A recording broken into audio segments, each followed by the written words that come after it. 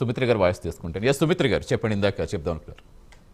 సతీష్ గారు, రవికుమార్ గారు అంటారు ప్రచారం చేసుకోలేకపోయినా మేము పావలా చేసి బీఆర్ఎస్ పావలా చేసి చారానా చేసి బారానా చెప్పిందని. బీఆర్ఎస్ కనుక చెప్పుకున్నట్లయితే అసెంబ్లీ ఎన్నికల్లోనే గెలుపు మాది ఉండేదండి. 6.5 లక్షల రేషన్ కార్డులు ఇచ్చి కూడా కాంగ్రెస్ చేసినటువంటి దుష్ప్రచారాన్ని బీఆర్ఎస్ గా మేము 6.5 వినండి రవికుమార్ గారు వినండి, బీఆర్ఎస్ గా మేము 6.5 లక్షల రేషన్ కార్డులు ఇచ్చి కూడా మేము చెప్పుకోలేకపోయినాం. అది సిస్టమ్ చేసింది. ఇక కాంగ్రెస్ కి వస్తే ముఖ్యమంత్రి గారే ఆ రేషన్ కార్డు స్వయంగా చేతితో ఇస్తారు. ఇవ్వడమే కాకుండా బీఆర్ఎస్ ఒక్క రేషన్ కార్డు కూడా ఇవ్వలేదని ముఖ్యమంత్రి చెప్తారు. అట్లా బీఆర్ఎస్ మీద అబద్ధపు ప్రచారాలు. 1,65,000 ఉద్యోగాలు మేము ఇవ్వగలిగితే ఒక్క ఉద్యోగం కూడా ఇవ్వలేదని అబద్ధాలు వాళ్ళు చెప్పగలుగుతారు. మరి ముఖ్యమంత్రి గారు కానిస్టేబుల్ రిక్రూట్మెంట్ కాగితం కూడా ఆయన చేతుల మీదుగా ఇస్తారు. మేం పరీక్షలు పెట్టి అన్ని రకాల పరీక్షలు బీఆర్ఎస్ గా మేము పూర్తి చేసినటువంటివి ఆయన ఇస్తారు, మేము ఇచ్చామని ప్రచారం చేసుకుంటారు. అదే బీఆర్ఎస్ తన ఏది వ్యవస్థ ద్వారా సిస్టమే ఎంప్లాయీస్ చేస్తూ పోతారు. ముఖ్యమంత్రి గారు కానీ ఏ మంత్రి గారు కానీ ఆ పని చేయరు. అట్లా బీఆర్ఎస్ గా మేము చేసుకున్న పనులు ఏవి మేము ప్రజలకు చెప్పలేం, ప్రజలుగా వాళ్ళు గుర్తిస్తే చాలనుకున్నాం. ఈ రకంగా ప్రచారం. ఇంకోటి మేము కేంద్రం నిధులే అని వీళ్ళు చెప్తారండి. మేము పల్లె ప్రకృతి వనాలు కానీ అది కానీ ఇది కానీ అని. కేంద్రంకి ఎక్కడి అండి స్వతంత్రంగా నిధులు? రాష్ట్రాలు ఇస్తేనే కదా. కేంద్రంగా మీరు తెలంగాణకు ప్రత్యేకంగా ఒక ప్రాజెక్ట్ జాతీయ హోదా ఇచ్చారా? ఏపీకి చంద్రబాబుకి ఇచ్చినట్టు తెలంగాణకు ప్రత్యేకంగా అదనపు నిధులు ఏమన్నా ఇచ్చారా?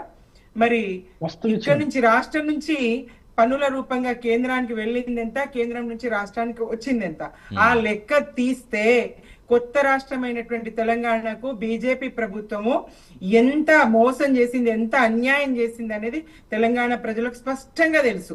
అంటే కానీ ఒకటి సుమిత్ర గారు సరే, ఇప్పుడు మామూలుగా ఇలా టాపిక్ వచ్చింది కాబట్టి నిజంగానే అప్పట్లో చాలా ప్రెజర్ ఎక్కువైంది. పంచాయతీ ప్రెసిడెంట్లకి వాళ్ళు అప్పులు చేశారు. ఇక్కడ మీకు పల్లె వనాల కన్నా వైకుంఠ ఇలాంటివన్నీ కట్టించేందుకు మీరే చెయ్యాలి, తర్వాత బిల్స్ ఇస్తామని ప్రభుత్వం చెప్పింది కాబట్టి చేస్తామని చాలా భారీ ఎత్తున అప్పుడు నిరసనలు కూడా చూస్తాం కదా. నిజంగానే ఎఫెక్ట్ ఏమన్నా వచ్చిందా? అసలు ఏంటి అక్కడ ఏం జరిగిందో చెప్పండి క్లారిటీగా.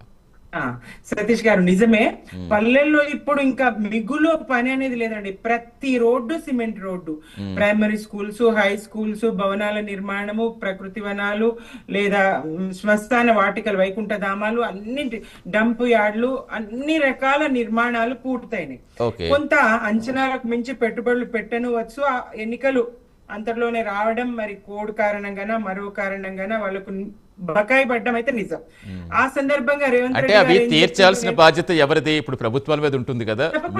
కరెక్ట్, మేము ఏదైనా నమ్మకంతో వాళ్ళు చేసి వెళ్ళిపోయారు, మేము ఎక్కడ తీర్చమని మళ్ళీ వీళ్ళు చెప్తే అక్కడ నష్టపోయేది ఎవరు? మరి అక్కడ వాళ్ళు ఆత్మహత్యల వరకు వెళ్ళి చాలా మంది చేసుకున్న సందర్భాలు చూస్తాం. ఇప్పటికీ అప్పులు పాలు అయిపోయాం, తింటాను కూడా తిండి లేని పరిస్థితిలోకి వచ్చేస్తామంటూ చాలా భారీ ఎత్తున వాళ్ళు ధర్నాలు చేయడం చూస్తాం. కానీ ఎందుకు మరి వాళ్ళకి న్యాయం జరగట్లేదు? ఎన్నికలకు ముందు రేవంత్ రెడ్డి గారు వాళ్ళ హామీ ఇచ్చిండ్రు, కానీ అనేక హామీలాగే ఈ హామీని కూడా తుంగలో దొక్కిండ్రు. వాళ్లకు ఆ ప్రభుత్వ హయాంలో చేసినటువంటి అప్పులని చెప్పడం, తన హయాంలో జరిగిన వాటికి కూడా ఇవ్వకపోవడం, ఇది ఒకటే కాదు కదా. అన్ని రకాలుగా రేవంత్ సర్కార్ ప్రజలకు బాకీ పడి ఉన్నది. విద్యార్థులకైనా, నిరుద్యోగులకైనా, మహిళలకైనా, వికలాంగులకైనా, ఒక వర్గానికని కాదు, యావత్తు తెలంగాణ ప్రజానీకానికి అన్ని రకాలుగా బాకీ పడి ఉన్నది రేవంత్ సర్కారు. ఇప్పుడు మంత్రులు, ఎమ్మెల్యేలు, నిజంగా ఒక విషయంతో నేను రవికుమార్ గారి మాటతో ఏకీభవిస్తున్నాను. మద్యం ఏరులై పారే పరిస్థితి. కొత్తగా మరి అలవాటు లేని వాళ్ళు, ఆర్థికంగా లేని వాళ్ళు ఉచితంగా వచ్చినటువంటి ఈ సర్పంచ్ ఎన్నికల్లో ఉచితంగా వచ్చినటువంటి ఆ మద్యం తాగి ఎక్కడగా మళ్ళా మందులు బానిస అయిపోతారో అని చెప్పేసి బాధ అయితే అన్ని మాలాంటి వాళ్ళకైతే తప్పకుండా ఉన్నదండి. ఎక్కడ చూసినా పోలీసులు నిస్తేజంగా అసలు ఇక్కడ మద్యం పట్టుకున్నారు, ఇది ఇట్లాంటి ఎలాంటి చర్చన లేదు. సో గ్రామాల్లో మద్యం ఇంటింటికి చేరుతా ఉన్నా, కాటన్లు డంపులు వచ్చేస్తా ఉన్నా.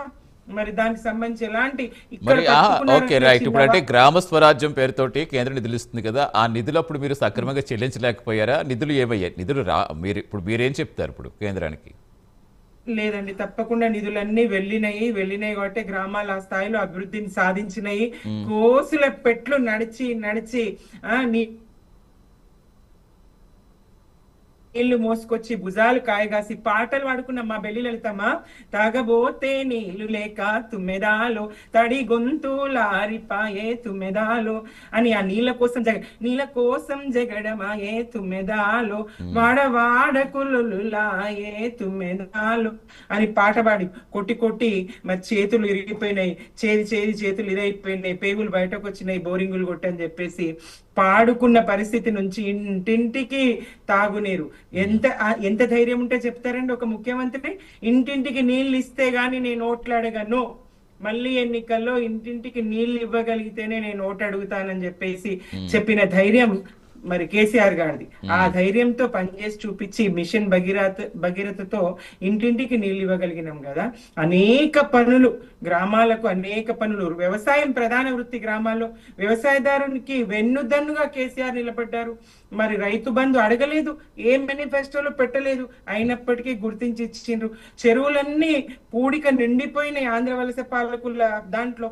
మరి ఆ చెరువుల పూడిక తీసి మరమ్మతు చేసుకొని మరి కరెంటు మీద ఆధారపడినటువంటి వ్యవసాయం, బోరు బావుల మీద ఆధారపడినటువంటి వ్యవసాయం, మరి 6 గంటల కరెంటు నుంచి దొంగోలు వచ్చే కరెంటుకు కావాలెట్లా గాస్తు అని పాడుకున్న పరిస్థితి నుంచి 24 గంటల ఉచిత కరెంట్ ఇచ్చి, కడుపు నిండా కరెంట్ ఇచ్చి, నాణ్యమైన విద్యుత్ ఇచ్చి, రైతు బంధు ఇచ్చి, సమయానికి ఎరువులు ఇచ్చి, ఎంత చక్కటి పాలన, ఎంత పంటలు, పల్లెలన్నీ ప్రశాంతంగా